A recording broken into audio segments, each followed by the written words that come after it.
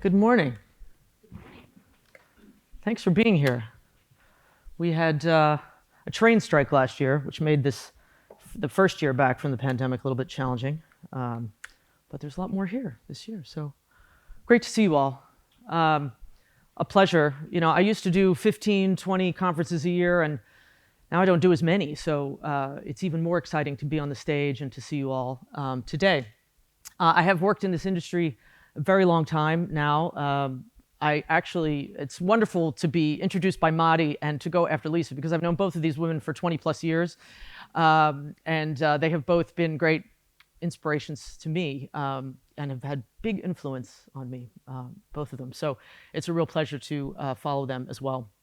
So as I mentioned, I've worked in DAM for 15 plus years now. And before that, I worked in web content management, which is how I met Lisa. I've alternatively been a market analyst. I led a content management team at an integrator, systems integrator. I am not a governance person. I like to think of myself in the guts of the tools. So I spend a lot of time talking about technology. So this will be very different from Lisa's presentation. What I'm thinking about a lot, all the time these days, to answer Madi's question, is ecosystems.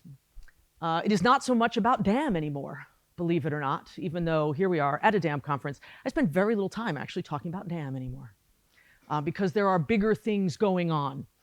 Does anyone know what that is? A termite mound, very good. So I'm going to talk about termites and other very important parts of the ecosystems that we live in. So my work, I run a small company called Vox Veritas Digital. If you didn't take Latin, that is the voice of truth in digital. And I focus on three things. One is DAM market intelligence. So I have followed the DAM market and the vendors. I follow 50 plus of them over the last really 15 years. And I have advised on over 300 procurements in this space. So most of my projects are 2 to 3 months where I explain the marketplace and I help people figure out what tool to buy. I help people with their content technology strategy. You could say MarTech, but actually I'm not actually a lover of marketing content. I love all kinds of content. So I help with content technology strategy. I help align data. I too wrote a book in 2016 called Digital and Marketing Asset Management. It is about the technology of DAM. That is really it. It has nothing about governance. But the last chapter, I'm pleased to say, was all about connecting DAM to other systems. And that's where we are today. It's all about the connectivity. It's all about the ecosystem. These are a bunch of my clients over the last 5 years. I work across all kinds of different industries, and I love that. I go and work with small museums all the way up to some of the biggest corporations in the world. And I also teach at King's College London to many young people who are going into the DAM industry and want to work in digital media. So that's exciting too.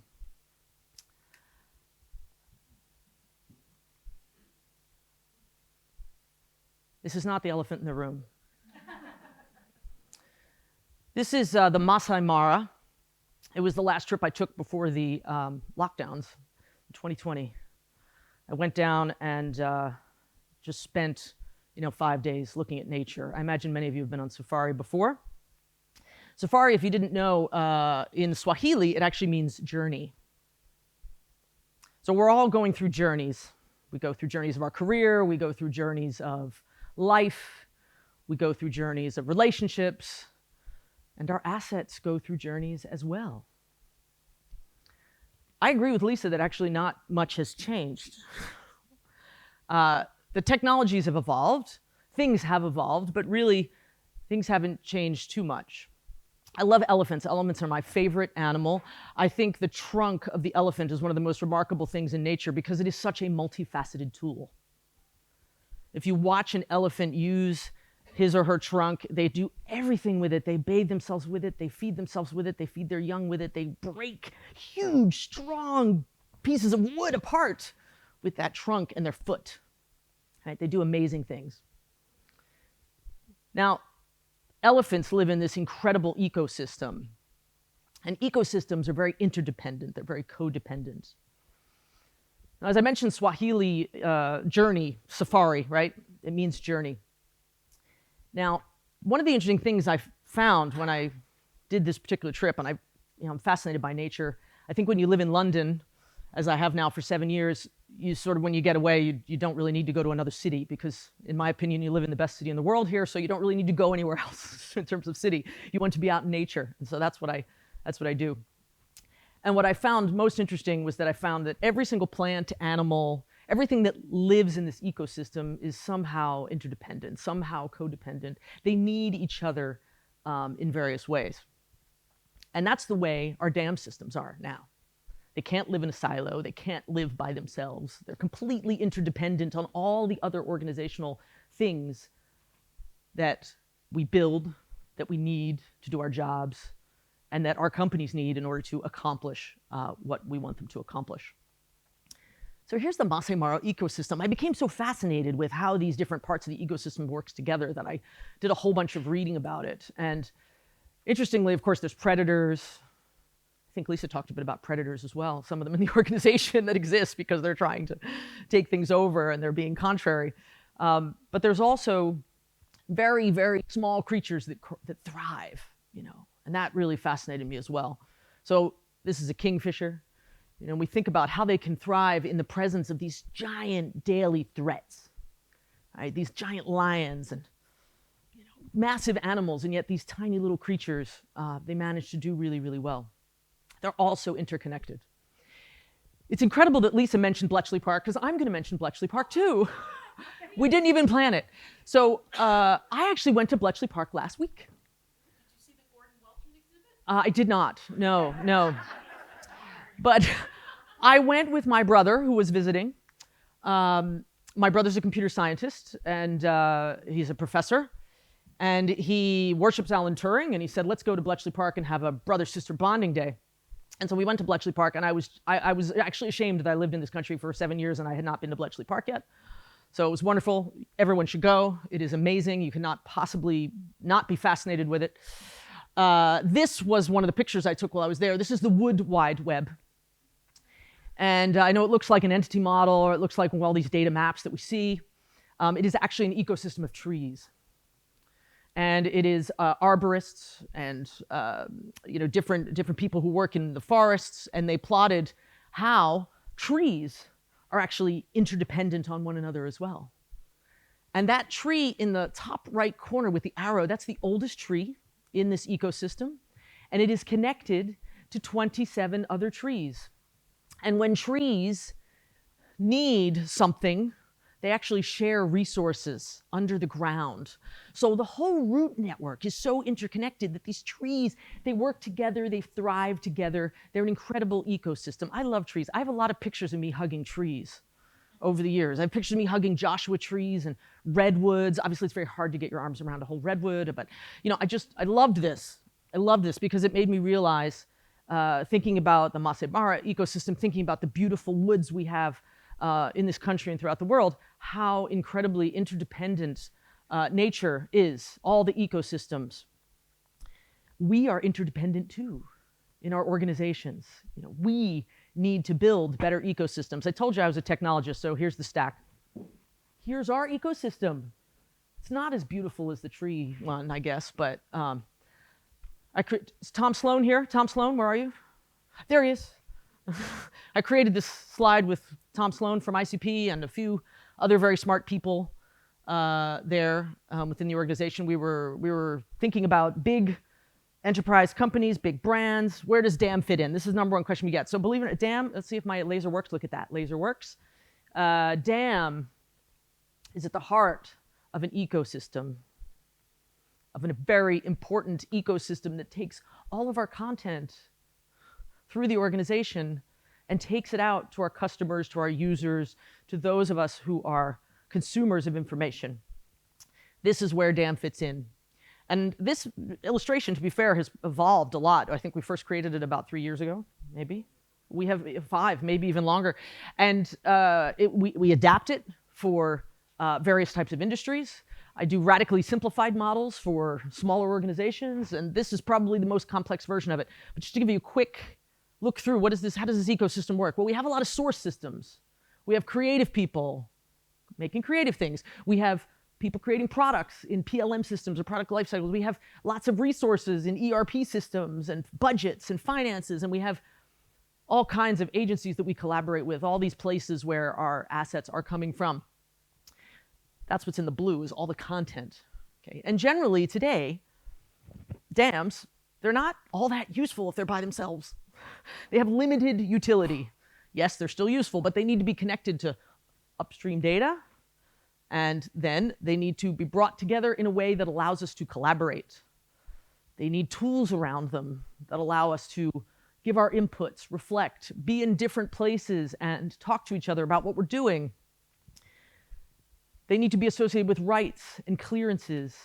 They need to be able to be put in categories, to be distributed and targeted to different customers in different ways based on their behavior, what they've been doing, what they've bought from you before. And all of that requires connectivity. So the far right, where we have target and publish, those are all the channels down there. And that's where we, of course, are bringing things, kind of interfacing it with our customer information and getting it out accurately to the channels. So this is a graphic that I could talk about for an hour, but I won't. I hope you can take it, and you should have your own version of this graphic. Every organization should take this and think about, what are our sources? What are we getting out of them? How are we bringing them together? What are the relationships that exist between our digital assets and all these other pieces? And then how do we overlay that with our customer information and get it out to all the channels in the most relevant ways to our consumer? That is where DAM fits in. That is the DAM ecosystem. This is what we're trying to build every day. So this is Roloff. Roloff was my guide to the ecosystem. And he was a fascinating gentleman. This is in Kenya. And he was actually from South Africa. He had traveled all over Africa to be a guide in various and sundry places. And one of the best things you can do if you ever go on a safari on this journey is to try to take a walking one. Because it's very different than if you sit in the Jeep and you're kind of in this very protective bubble. You need to kind of just like get out there, get dirty, and go around with a guy with a big gun who's going to protect you if anything goes wrong. So what can we learn from termites? This is what I want you to take away. They form very purpose-driven, productive colonies.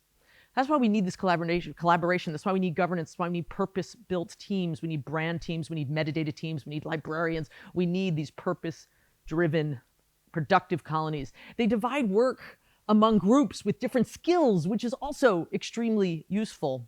They recycle and they reuse things. What a brilliant idea. It's sustainable. What they do is sustainable. That's part of what DAM is about. It's about sustainability. It's about reuse. It's about taking our assets and reusing them in more than one capacity, more than one way, more than one campaign. They're constantly fine-tuning their systems. They open and they close pathways as the needs and environment changes. They provide for other creatures in the ecosystem. That's also what our DAM systems do. And they have the ability to recover from disturbances, right? So if something gets plowed over, what do? They rebuild it. They reduce carbon. They cool things down. This is good. Imagine what the planet would be like without them. There's this wonderful term, biomimicry, which is about adapting to inflows and outflows. And so a lot of, believe it or not, buildings have been constructed to mimic termite mounds and how they work and the different holes in them. And so you saw all those little holes that exist in the fabric of the termite mound. Well, this is how a lot of modern buildings are built. It's for the inflows and the outflows. This is a building right on the Thames that when I walk along, I live in Greenwich, and when I walk along the north side of the Thames, I'm always fascinated. This reminds me of a termite mound. I mean, it really looks like one, doesn't it? So there was a lot of buildings done to mimic this. So we need to think about the same thing. What are we doing within our dam system, within our mound, to really make it something that everyone needs, but also gives back to the organization, gives back to the ecosystem? Here is the dam ecosystem by itself, kind of inside its own system, all the stuff that goes in, just like into the termite mound, all the processing that happens, all the metadata, cataloging, versioning, file conversion, all these things. This hasn't changed, right? This is the graphic. It's an adaptation of my graphic that was in my book in 2016, and it's the same one when I started doing DAM implementations in 2003. They still do the same thing. That hasn't changed, but we can make it better by being part of an ecosystem. So I talked about sustainability, obviously a very important topic. Reuse, recycle, is also what DAM is about. It's to make organizations less wasteful. So when we think about the aspects of sustainability, I think there's a social aspect, there's an environmental aspect, there's an economic asset. And of course, when it comes to DAM sustainability, you've all heard this before: people, process, technology. This is what makes it sustainable. This is what makes it more useful. This is what allows it to play its role within the ecosystem. Now, just remember, it's never going to be easy. There will be roadblocks. But I have to say, if someone was to ask me, what is the biggest frustration of your career, Theresa?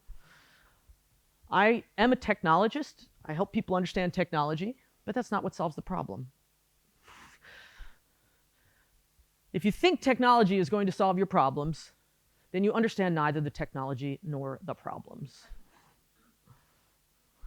And even though I spend all my time talking about tools, and people say, oh, hey, Theresa, we got a £2 million budget. You know, we're going to spend all that on the #1 tool. And I say, you know what? Spend $400,000 on the tool and spend $1.6 million on people and metadata development and process and governance, because that is the entire ecosystem of success.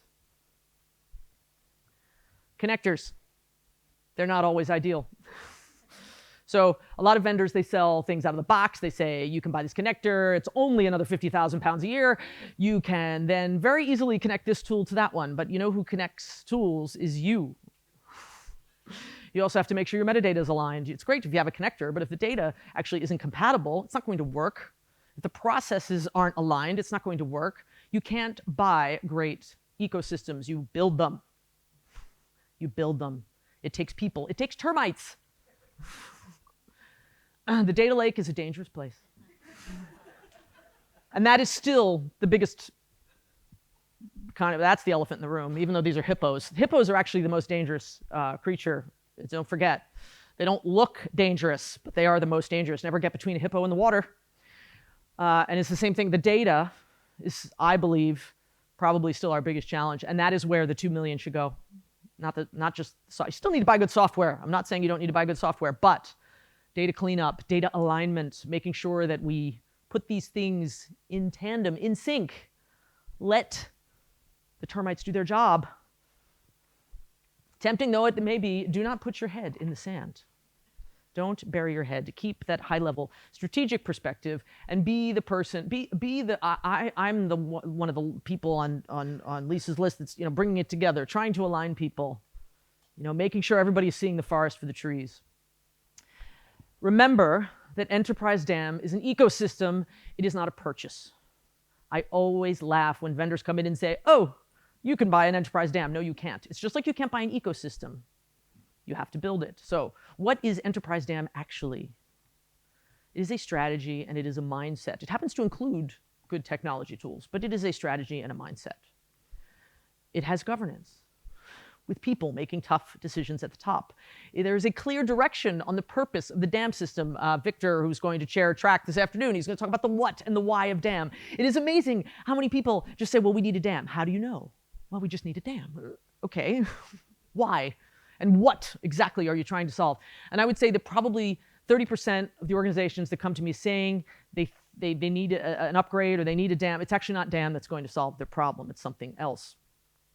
Approaching DAM as an ecosystem rather than a product.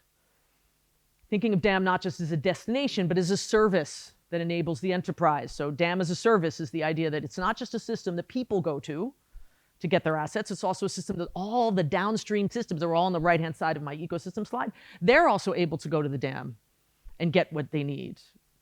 The web content management systems say, oh, I need the latest logo, or I need the latest asset, or I need the latest product video, or I need the latest 360, whatever it is. It's a service to other applications. Making sure you have everybody on the same page. What exactly is an asset? What exactly is our North Star? Where are we going? Taking DAM beyond the marketing and the creative departments. That's a big one. If it's actually going to be Enterprise DAM.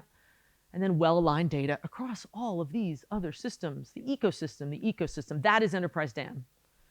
It is not a purchase. It is about interconnectivity. It is about enablement. It is about all the pieces working together. We need speed. We need agility. I realize how important that is. We cannot move slowly in today's world. But our assets are on a journey. This is a very rough video because I took it I went to see the wildebeest migration.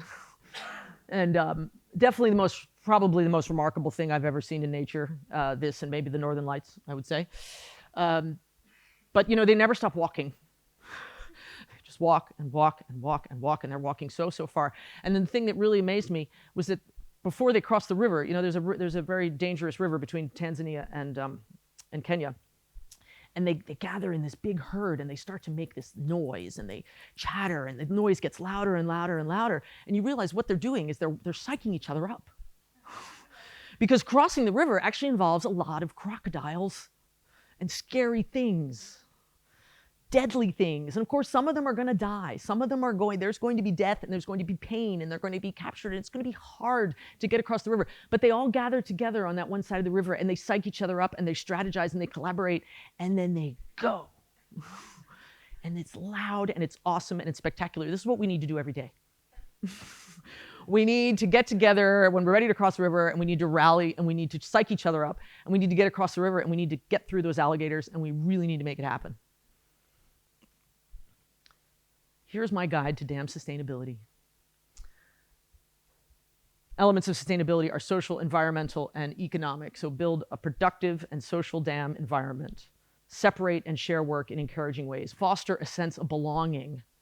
And consider your dam a mark of sort of value and prestige. Leverage power, accessibility, and scalability of the cloud. Understand and realize the potential of the connected ecosystem, and create a welcoming and interactive environment for your customers and, of course, your internal users as well. Adapt to new asset types in new ways. I'm going to talk about AI tomorrow, so I won't get into it now, but that's a big part of it. Ensure sufficient budgets are spread across these things. Please don't put all your money into technology. Please.